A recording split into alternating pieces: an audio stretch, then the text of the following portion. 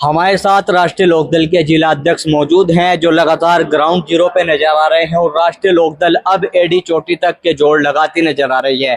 अध्यक्ष जी, अब तो टाइम भी बढ़ गया है चुनाव में, किस तरह से देखकर चल रहे हैं? जैसे समय आपको थोड़ा फालतू मिला और जिस तरह से पूरी गतिविधियां चुनाव की चल रही है।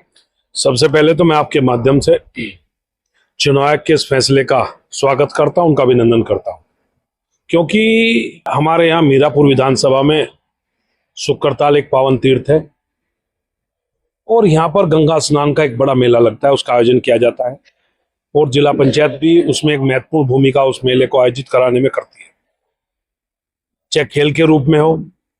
और इस पावन पर्व का हमारे क्षेत्र के लोग 1 महीना 2 महीने से तैयारी करते हैं इसमें आने के लिए। तो इनकी भावनाओं को देखते हुए इसकी तारीख को पीछे हटाया गया, 20 तारीख डेट तय की गई। तो मैं सभी क्षेत्र वासियों की ओर से, अपनी पार्टी की ओर से, गठबंधन की ओर से उनका धन्यवाद करता हूं और बधाई देता हूं। अध्यक्ष जी, जिस तरह से लगातार अब चुनाव में जो है पूरी तरह से राष्ट्रीय लोकदल ने अपनी टीम उतार दी है, बड़े लीडर उतार दिए हैं, तस्वीर क्या नजर आ रही है? देखो तनवीर भाई, स्पष्ट सी बात है, एनडीए गठबंधन की प्रत्याशी बहन मिथिलेश पाल है, दूसरे दलों के प्रत्याशी भी चुनाव लड़ रहे हैं। और अगर धरातल पर जाकर देखने का काम करें कि राष्ट्रीय लोकदल हो चाहे भारतीय जनता पार्टी के तमाम जितने भी कार्यकर्ता है, चाहे बूथ स्तर तक का कार्यकर्ता है, पिछले 4 महीने से निरंतर क्षेत्र में इस चुनाव की तैयारी में लगे हुए हैं और निश्चित ही दोनों दलों के कार्यकर्ता आपस में मिलकर इस चुनाव को बड़े मार्जिन से जीतने का काम हम सब लोग करेंगे। जिस तरह से जब टिकट मिथिलेश पाल का हुआ, हमने पहले भी ये सवाल आपसे किया है, कुछ लोगों में नाराजगी देखी जा रही थी, लेकिन राष्ट्रीय लोकदल आपके नेतृत्व में जो टीम है जिले की, वो लगातार उनको मनाने में लगी हुई थी। तो क्या सब लोग मान गए हैं या अभी भी किसी की कोई नाराजगी रह रही है? देखो, मैंने उस दिन भी बताया था, टिकट की दौड़ में कार्यकर्ता सभी शामिल होते हैं, होना भी चाहिए, पर टिकट किसी एक को ही मिलता है। हमारे नेता ने जो निर्णय लिया हम उसका स्वागत करते हैं और तमाम जितने भी हमारे साथी हैं, चाहे अजीत राठी जी हो, चाहे संजय राठी जी हो, चाहे प्रभात तोमर जी हो, चाहे राम निवास पाल जी हो, चाहे रमा नागर जी हो, तमाम सब लोग पूरी ताकत के साथ इस चुनाव में लगे हुए हैं। आप देखना भी 6 तारीख को हमारी पार्टी के राष्ट्रीय अध्यक्ष केंद्रीय मंत्री चौधरी जयंत सिंह जी 4 जनसभाएं मीरापुर विधानसभा में करेंगे। पहला जो आयोजन किया जा रहा है बेल्डा में है, दूसरा आयोजन बोकरेडी में है, तीसरा आयोजन जड़वड़ में है, चौथा आयोजन जो किया जा रहा है नूनी खेड़ा में है। और आप देखना किस तरह अपार जन समूह उन मीटिंग में आएगा और आप ग्राउंड जीरो पर जाकर देखना कि आम जो मतदाता गांव में रहता है, जिसकी भावना है, वो किस कदर मिथिलेश पाल के समर्थन में खड़ा और अपना एक वोट मिथिलेश पाल को डालकर उसको जीत सुनिश्चित करने का काम।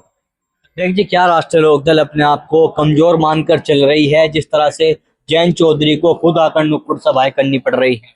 देखो, ऐसा कुछ नहीं है, राष्ट्रीय लोकदल कहीं मजबूत नहीं है। राष्ट्रीय लोकदल एक मजबूत दल है, किसान का मेरा वर्ग का दल है।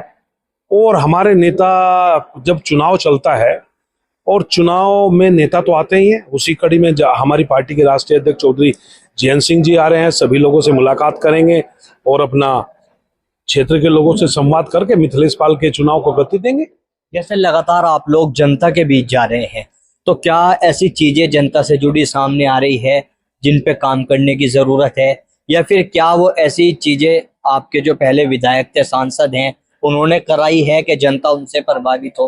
देखो, मैं आपके माध्यम से कहना चाहता हूं, पहले मीरापुर से आदरणीय चंदन चौहान जी एमएलए बने और फिर जैसे पार्लियामेंट का चुनाव आया, बीजेपी से अलायंस हुआ, उस अलायंस में बिन्नों लोकसभा से आदरणीय चंदन चौहान जी को एमपी का टिकट मिला और तमाम दोनों दलों के कार्यकर्ताओं ने पूरी ताकत और मेहनत करके भाई चंदन चौहान को सांसद बनाने का काम किया। और रही काम की बात, डेवलपमेंट की बात, तो क्षेत्र में जितने भी तमाम काम थे, हम सब लोगों ने प्रयास करके, संगठन के लोगों ने, चंदन चौहान जी ने एमपी के रूप में, चाहे मुख्यमंत्री से मिलने की बात हो, चाहे और लोगों से मिलने की बात हो, चाहे जनपद स्तर का कार्य है हो, चाहे लखनऊ स्तर का कार्य हो, सभी पूरी क्षेत्र में सब डेवलपमेंट कराने का काम किया। और आपने देखा होगा माननीय मुख्यमंत्री जी बीआईटी पे आए थे, वहां पर उन्होंने एक स्टेडियम की घोषणा भी की थी और उन्होंने जो एक क्षेत्र की सबसे बड़ी समस्या यहाँ पे शुगर फैक्ट्री थी, उसकी भी क्षमता इंक्रीज करने का काम किया है।